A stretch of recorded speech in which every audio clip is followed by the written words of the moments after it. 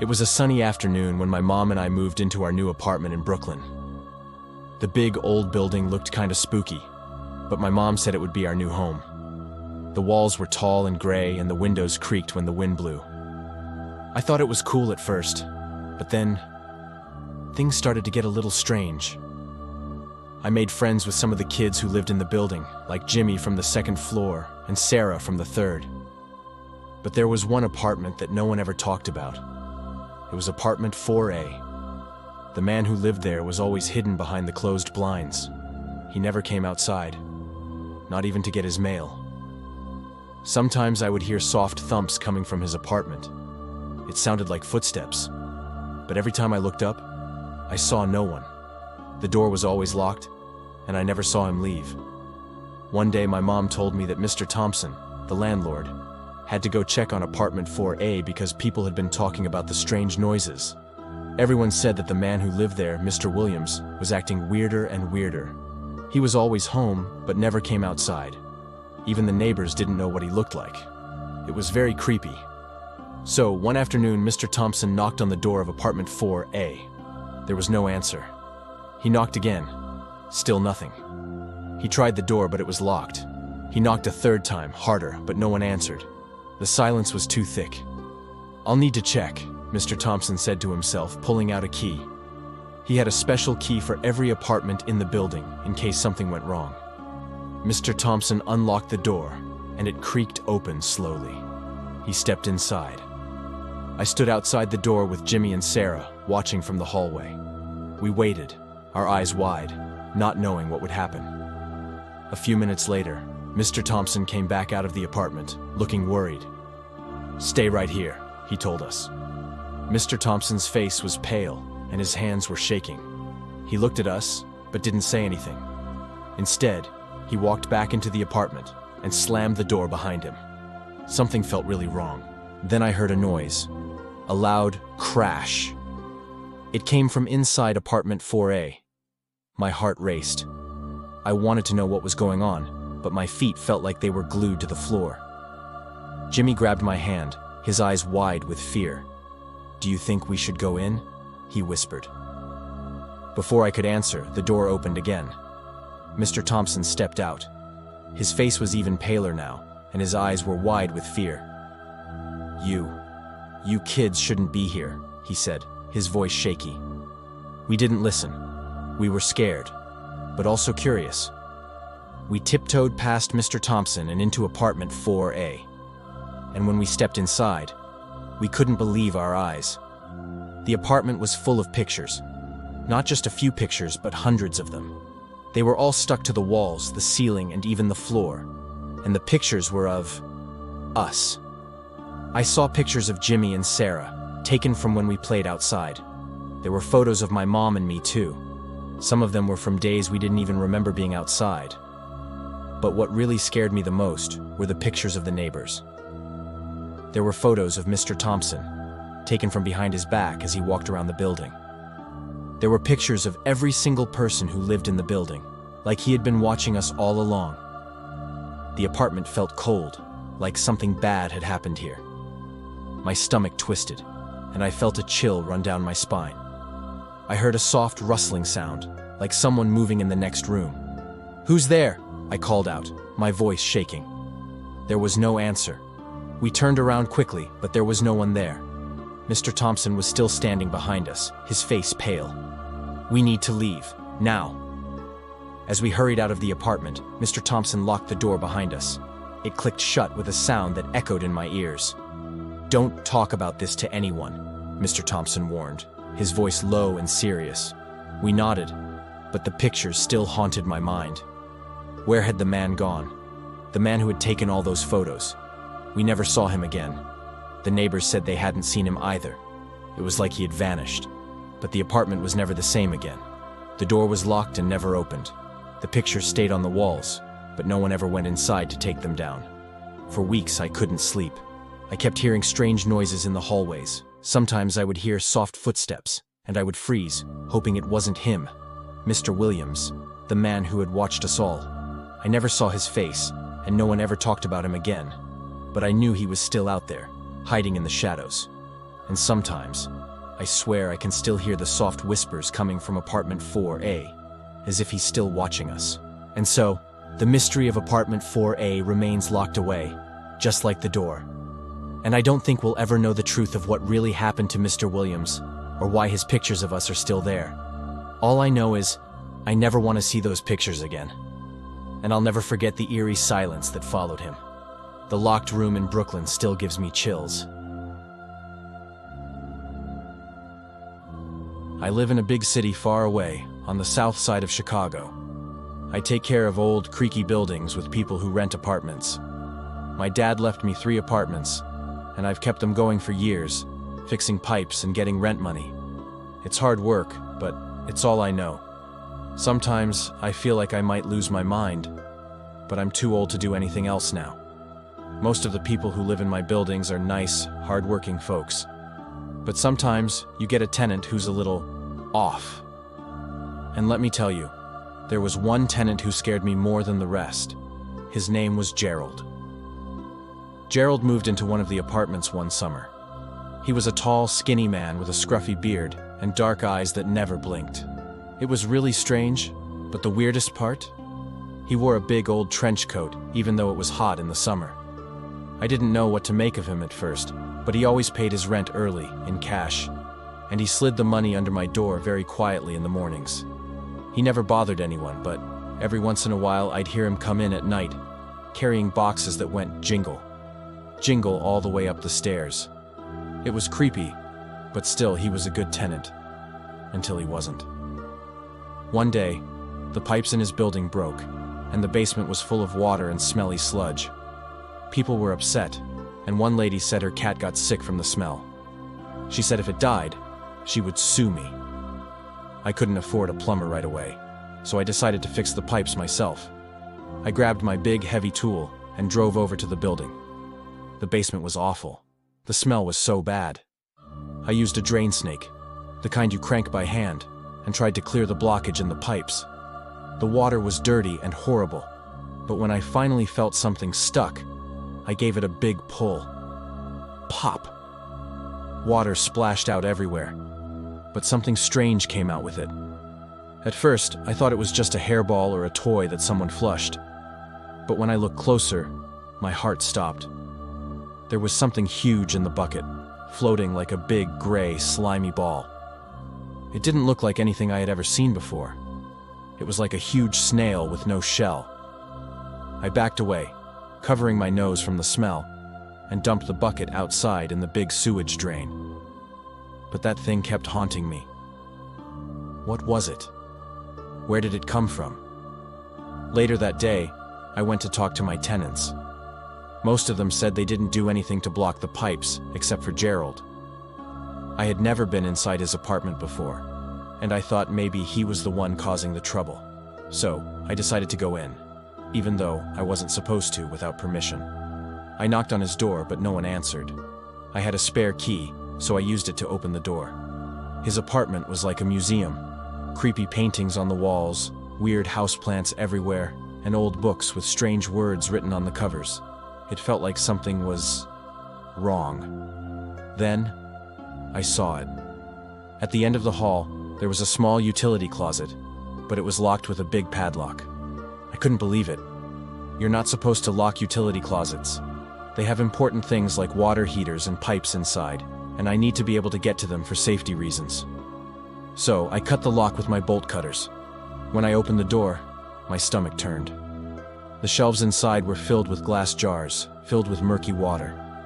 But when I looked closer, I saw something inside those jars. It was the same slimy thing that came out of the pipes in the basement. My heart raced.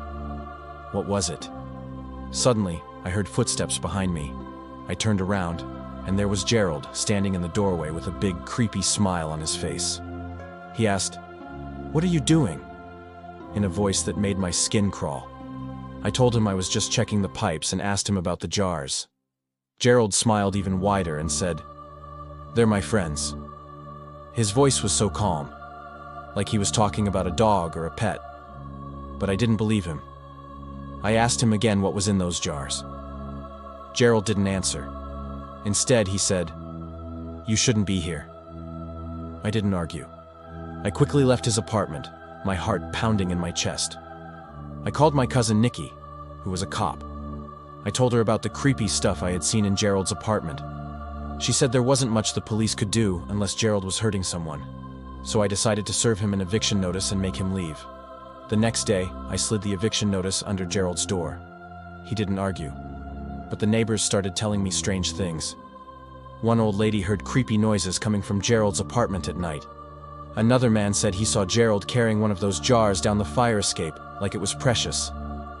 The day before Gerald was supposed to leave, I got a call from the old lady. She said the smell outside Gerald's apartment was terrible, and she heard him crying and screaming.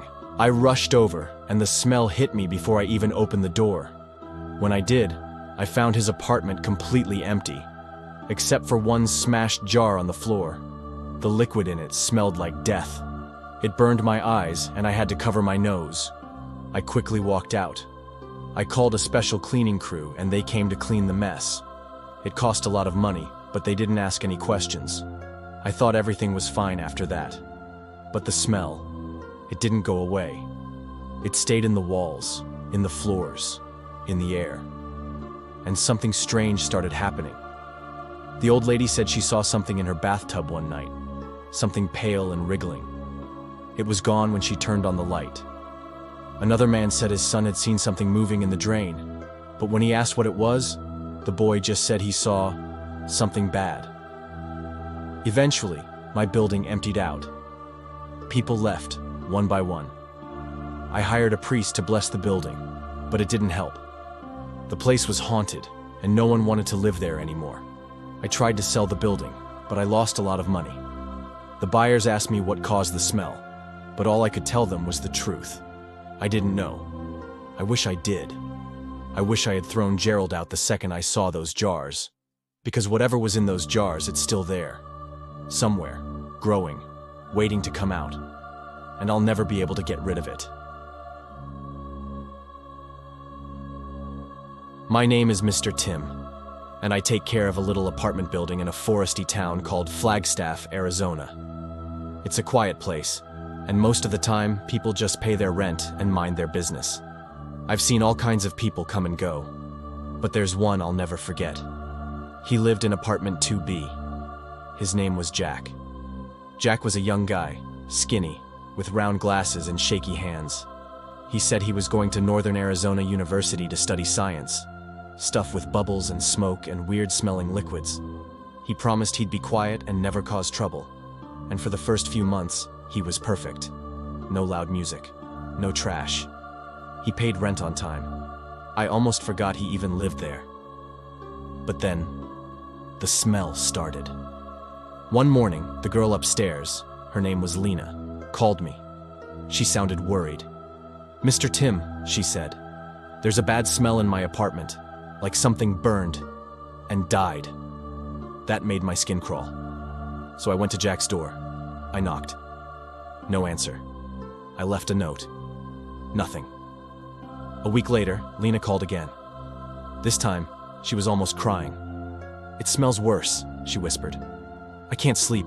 I have to cover my nose with towels." I called Jack and told him I had to check his apartment, that it was in the rules. He finally called back and said he was busy with research and asked me to wait. I agreed, but told him if it didn't stop, he'd have to move out. That weekend, Jack finally let me in. What I saw inside, I'll never forget. His eyes were red, his shirt had brown stains, his hair looked like he hadn't washed it in weeks. But the smell, oh, the smell. It was like bleach, and something rotten, and something not from Earth. His kitchen didn't even look like a kitchen anymore. There were shiny glass tubes and bottles with green and purple liquids. Machines were beeping and buzzing. Wires ran along the floor like snakes. It looked like a mad scientist's lab from a scary movie. I asked him, "What is all this?" He smiled, kind of funny, and said, "My research. Don't touch anything, it's delicate." I told him people were complaining, that it had to stop. He nodded slowly and said, "I'll scale it back." But it didn't stop. 3 days later, Lena called again. She said, "It's worse. It smells like something's dying down there." I told her I'd hand Jack his eviction papers by the end of the month. But an hour later, she called again. This time she was screaming. "He's screaming down there!" she yelled. "I think he's hurt!" My stomach twisted like a pretzel. I raced to the building. When I got there were flashing lights, cops, an ambulance. Neighbors gathered outside. Lena was crying. "They broke down the door," she told me, "but they won't say what they found." I waited outside. I watched the police carry things out of Jack's place in silver suits like they were afraid to touch anything. And then, I got the call. Jack was dead. The officer on the phone said it looked like some kind of accident, something with chemicals. They thought he tried to stop a fire by jumping in the bathtub, but it didn't help. Days later, the police finally left. I went into apartment 2B. It was almost empty. No more bubbling bottles, no buzzing machines, no green or purple liquids. It looked like he'd never been there. Except for one thing, the bathtub. It was blackened, burned. The shape of a person was scorched into the white enamel, like a shadow burned into stone. But the rest of the bathroom? Perfect. No smoke, no ashes, just that dark, awful shape. I stared. I couldn't breathe. My hands were shaking as I locked the door. I replaced the tub. It cost a lot of money. I didn't care. I just wanted it gone. But even now, years later, people still say that room smells strange. Even with fresh paint and clean air. Even with windows wide open. Some say he was making something he wasn't supposed to. Others say he opened a door to something dark. I don't know what Jack was trying to do, but whatever it was, it didn't want to stay in that apartment, and maybe it didn't. Because every once in a while, late at night, I smell it again, that same awful stench, and I hear something moving inside the walls. My name is Sunny, and a few years ago, I used to take care of old houses in St. Augustine, Florida. That's a very old city near the beach, with spooky streets and creaky buildings. I used to have a bunch of keys for all the places I looked after. Most of the people who lived there were nice. They paid their rent and said hello. But there was one apartment I will never forget, and it still makes me shake when I think about it. There was a man named Mr. Artie who lived on the second floor of an old red brick house on Charlotte Street. He was very quiet. He never talked to anyone, but he always left his rent under my door in a white envelope every single month, right on time. That's why I never worried about him. Until one hot day in July. I was sitting in the back room of a little sandwich shop when the phone rang. I picked it up and a lady said, "Hi, my name is Maya and I'm looking for my Uncle Artie. I think he lives in one of your apartments." I told her yes, he lived on Charlotte Street. Then she said something that made me feel weird inside. She said, "I haven't heard from him in weeks. He won't answer his phone. I'm scared something happened." I said, "Don't worry. I can meet you there and we can check on him together." A few hours later, I walked to the apartment with my keys in my pocket. Maya was waiting outside. She had big sunglasses on and looked nervous. I said hi, and she said thank you very softly. Then we went inside. We walked up the stairs slowly. When we got to apartment 2B, I knocked.